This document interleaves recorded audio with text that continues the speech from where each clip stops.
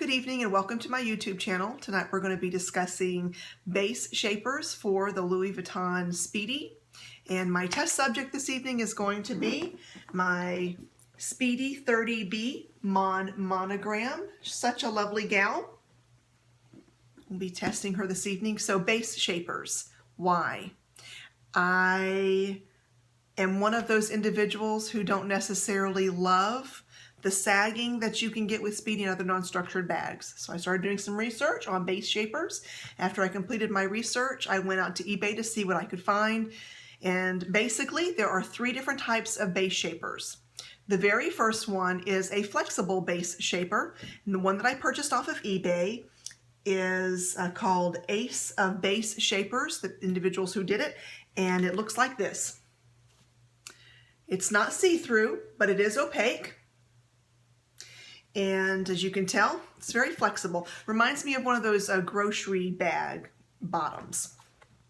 So really good, a seller. She actually sent to me very, very quickly, and a very friendly, good presentation when I got it, well packaged.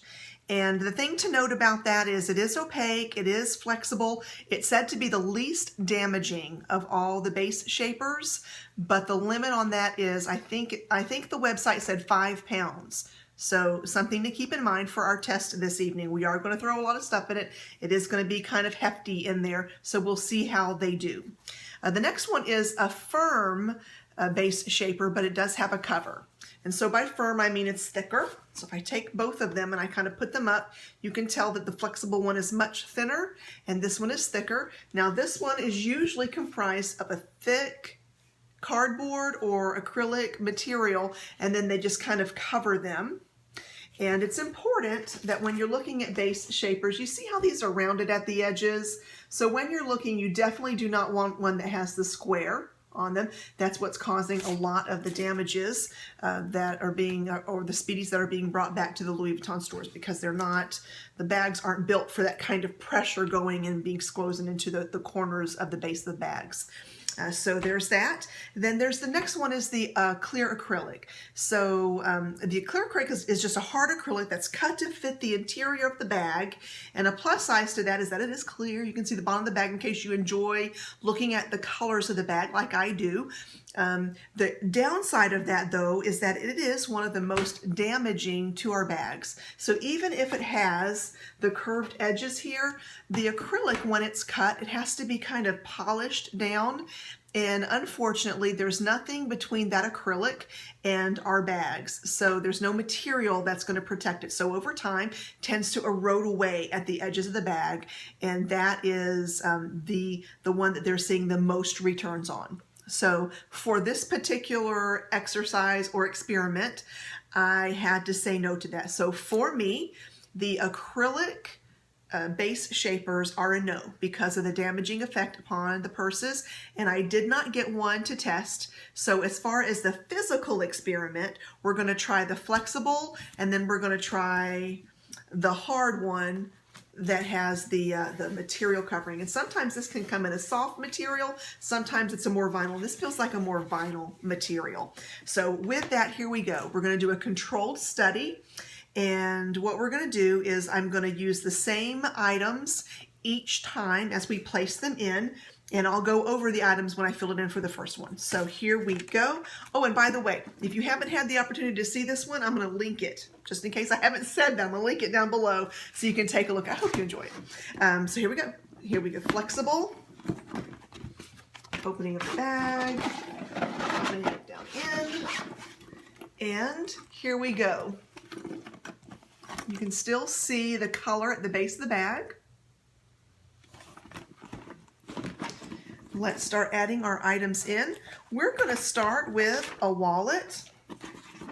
We're going to add in an iPad mini. We'll also add in a makeup case that's full. Now I'm not going to go into what's in these. I'm going to talk about these items in what's in my bag, and I'll go into more detail on how I organize my purse. Here is a pen case, a coin case, my 6 key holder. I do have some sunnies. I also have some readers. Now, I know, glasses and also readers. That's a conversation for another day. I have also a round organizer, and then I have this, oh gosh, I have this little lovely clear gum box of absolute goodness, and we'll talk about that also at my What's in My Bag. Let's zip this up and let's take a look at what we've got. So as we lift it, I'll bring this back here, and as you can see, it is still maintaining its shape. I am absolutely impressed with that. Maintaining its shape. Let me get my hand out so we'll do nothing up my sleeve. Let's say we're walking down the street. Let's be a little tough there. Nothing. It is holding its shape.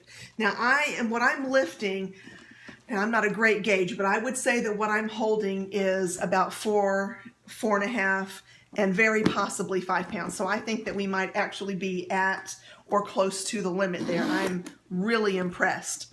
I really figured that would, I figured it would cry and ask to be relieved from the bag, really. It's held up very well. Let's get everything out of here, and we'll go ahead with the next one, our next piece of our experiment. So we'll take, very easy to get in and out, just flexes right out. And with that, let's go to the very next one. Now this one, I bought it from baseshaper.com. And again, they were very lovely, very, very kind when they sent the information. Really, both of them were really fast shippers. Now this one just drops down in a little bit. There we go. I think that was more of the user issue than it was the base shaper itself. Now, as you can see, now at first I was thinking that I wouldn't enjoy it, the color of it, because it's not clear or opaque. I have to tell you, I've got this stripe going on here. So I've got the yellow and light and the yellow and light going on the outside. I kind of dig it. That's good. So with that, let's get going. Here we go, the wallet, and then iPad mini, and then makeup case. I'm going to do pen and coin. And then we're going to do the sunnies. We're going to do readers, key holder, round organizer, clear box of awesomeness. We're going to make sure I'm not missing anything. Then we're going to zip it, and then we're going to hold it up. And there we go. It looks good, and I'm feeling the edges along here, and it doesn't feel overwhelming. If I shake it, it definitely maintains and holds. So you have to say, at the end of the day, I don't think that I would mind either one of them. So if I were to summarize our experiment, I think that I would say, if the website says for the flexible one, 5 pounds would be your limit. So if you are someone that just carries an average Speedy, so this is what it looks like. I mean, it's got stuff in it, but it's not overwhelmingly full. We've still got tons and tons of room. If you carry an average Speedy, probably around 5 pounds or so, you really probably are fine with the flexible base. I'm very shocked by that. I'm quite impressed. That's really good. Now, I'm going to say that maybe if you're like really throwing stuff in there and packing it right on in, and you're going to have a bag that's really kind of difficult to carry, and maybe it's more electronics or the heavy stuff, then anything that's over the 5 pound, then maybe you want to get the thicker one, the firm with the material. I still do not recommend the clear acrylic, but certainly, whatever floats your boat and makes you happy, I want you to do that. So for me, I'm going to say that most days I'll probably use the flexible because I'll just be the average putting it in the baton.